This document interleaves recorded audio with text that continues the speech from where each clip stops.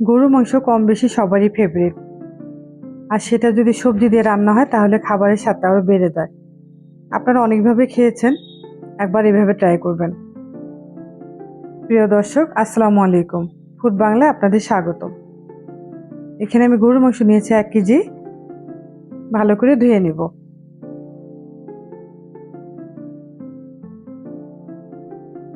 আমার আজকের recipe beef দিয়ে বাঁধাকপি।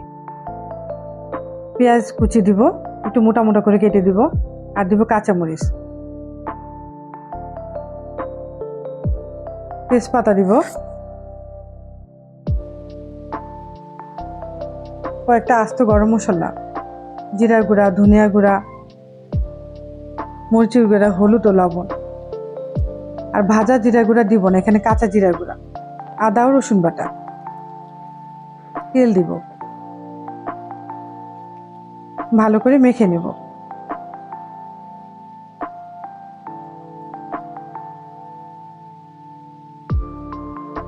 আমরা সবসময় গতানুগতিক খাই, আজকে রান্নাটা করবো সবজি দিয়ে।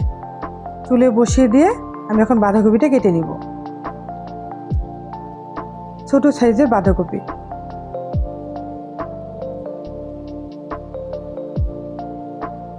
খুব বেশি চিকন করব না, মোটাও করব না।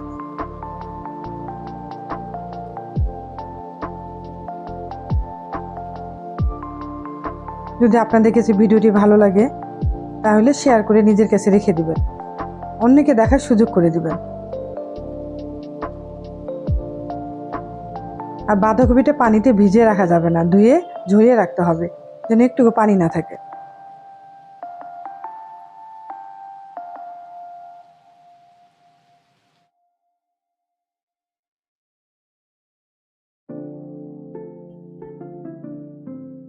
মাঝে মধ্যে নেড়ে দিতে হবে, নাহলে নিচে লেগে যাবে, কারণ এখানে অনেক মশলা দেওয়া হয়েছে। লবণটা কম হয়েছে তাই আমি আরেকটু লবণ দিলাম।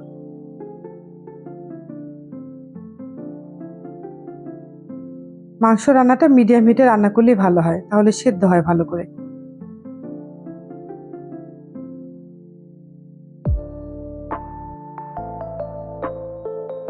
তেলটা উপরে উঠে আসছে। মাংসটা কষা হয়ে আসলে আমি বাঁধাকপিগুলো দিয়ে দিব, কারণ বাঁধাকপি সেদ্ধ হতে সময় লাগে না।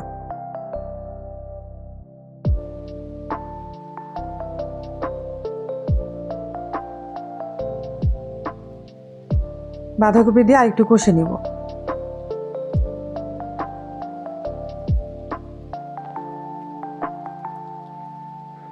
কষা হয়ে আসলে দেবো একটু গরম পানি দিয়ে ঝোল।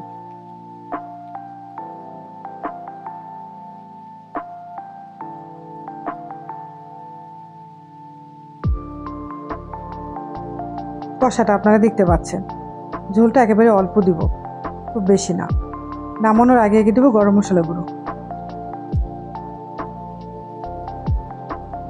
কেমন হলো রান্নাটা আপনারা কমেন্টে জানাবেন, আর প্লিজ শেয়ার করে দিবেন। গরম ভাতের সঙ্গে এনজয় করুন। ভালো থাকবেন, সুস্থ থাকবেন। আবার দেখা হবে পরবর্তী কোনো ভিডিও নিয়ে। আল্লাহ হাফেজ।